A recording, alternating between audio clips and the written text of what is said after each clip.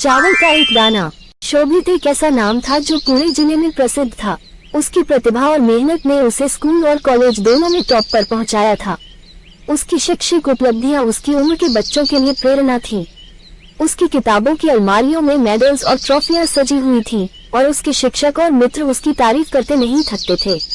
मगर शोभित के दिल में एक ऐसा अंधकार छुपा था जिसे उसने कभी उजागर नहीं किया।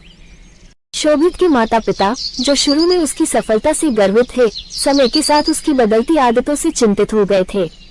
शोभित का व्यवहार दिन ब दिन बदल रहा था। जहां वो पहले अपने बड़ों का सम्मान करता था और छोटे बच्चों के साथ स्नेहपूर्वक पेश आता था, अब वह उन्हें नजरअंदाज करने लगा था। उसके भीतर अहंकार ने गहरी जड़ें जमा ली थी और उसने यह मान लिया था कि वह सब कुछ जानता है और किसी को उसकी जरूरत नहीं है। शोभित की आवाज में अब वह मिठास नहीं रही जो उसे सबसे अलग बनाती थी। उसकी भाषा कठोर और अपमानजनक हो गई थी। वह अपने दोस्तों और सहपाठियों से ऊंची आवाज में बात करता और छोटी छोटी बातों पर उनका मजाक उड़ाता। धीरे धीरे उसका घमंड उसके आसपास के लोगों को उससे दूर करता गया। लेकिन शोभित को यह एहसास नहीं हुआ कि उसकी इस बुरी आदत का असर उसकी पूरी जिंदगी पर पड़ने वाला है। समय बीतता गया और देखते ही देखते शोभित स्नातक भी हो गया। उसके माता पिता ने सोचा कि अब शायद शोभित थोड़ा परिपक्व हो जाएगा और अपने व्यवहार में सुधार लाएगा।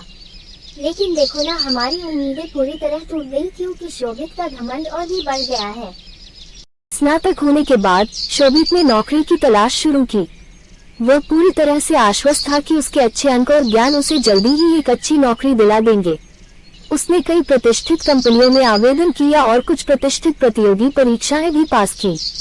लेकिन जब वह इंटरव्यू के लिए गया तो उसे बार बार असफलता का सामना करना पड़ा। हर बार वह एक ही सवाल से जूझता रहता।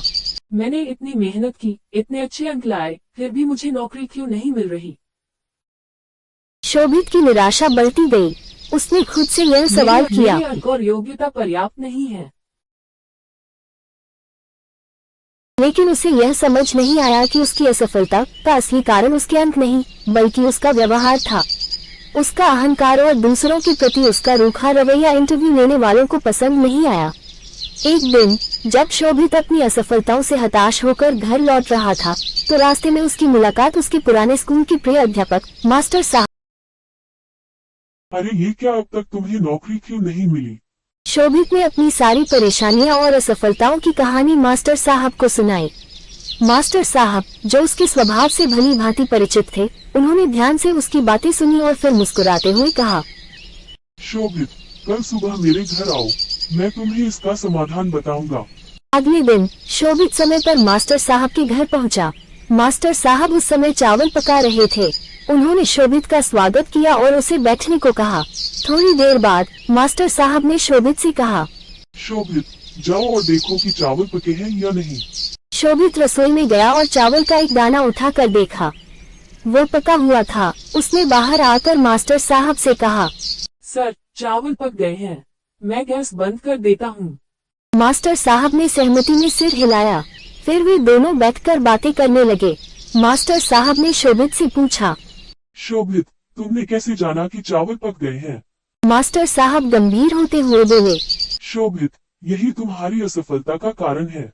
शोभित ने आश्चर्यचकित होकर पूछा, सर, आप क्या कहना चाहते हो। मास्टर साहब ने गहरी सांस ली और बोले, देखो शोभित, जिस तरह एक चावल का दाना पूरे चावल का हाल बता देता है, उसी तरह तुम्हारे व्यवहार का एक गुण तुम्हारे पूरे व्यक्तित्व का प्रतिनिधित्व करता है। अगर एक चावल का दाना पका हुआ है तो इससे अंदाजा लगाया जा सकता है कि बाकी चावल भी पक गए होंगे। लेकिन अगर वही दाना कच्चा हो तो बाकी चावलों के बारे में भी शंका उत्पन्न होती है। इसी प्रकार मास्टर साहब ने आगे कहा, इंसान कई गुणों से बना होता है। पढ़ाई लिखाई में अच्छा होना उनमें से एक है, लेकिन इसके अलावा विनम्रता, आदर, सहानुभूति और सकारात्मक दृष्टिकोण भी अत्यंत महत्वपूर्ण है। तुमने अपने एक गुण को निखार लिया, लेकिन बाकी गुणों की ओर ध्यान नहीं दिया। इसलिए जब कोई तुम्हारा इंटरव्यू लेता है तो उसे तुम्हारा व्यक्तित्व अधूरा और असंतुलित लगता है। अधप के चावलों की तरह ही अधूरा व्यक्तित्व भी किसी को आकर्षित नहीं करता। शोभित को अब अपनी गलती का एहसास हो चुका था। मास्टर साहब के शब्दों ने उसकी आंखें खोल दी। अब मुझे समझ में आ गया कि जीवन में सफलता केवल अच्छे अंक या ज्ञान से नहीं मिलती, बल्कि उसके साथ साथ अच्छे व्यवहार और एक संपूर्ण व्यक्तित्व का होना भी आवश्यक है। शोभित ने ठान लिया कि वह न केवल अपने ज्ञान को बल्कि अपने व्यवहार और व्यक्तित्व को भी निखारेगा। उसने फैसला किया कि अब मैं विनम्रता और आदर के साथ पेश आऊंगा और दूसरों की भावनाओं का सम्मान करूंगा। शोभित के जीवन में अब एक नया अध्याय शुरू हो गया था। उसने अपने अंदर की बुराइयों को पहचानकर उन्हें दूर करने का प्रयास किया। उसने सीखा कि असली सफलता वही है जो न केवल आपको ऊंचाई तक पहुंचाती है, बल्कि आपको एक अच्छा इंसान भी बनाती है। अब वह अपने हर कदम पर सावधान रहता और हर नए दिन के साथ अपने व्यक्तित्व को निखारता। समय बीता और शोभित ने फिर से नौकरी की तलाश शुरू की, लेकिन इस बार उसका रवैया पूरी तरह से बदल चुका था। वह हर इंटरव्यू में आत्मविश्वास के साथ जाता, लेकिन अब उसकी आवाज में विनम्रता और उसकी बातों में संवेदनशीलता होती थी।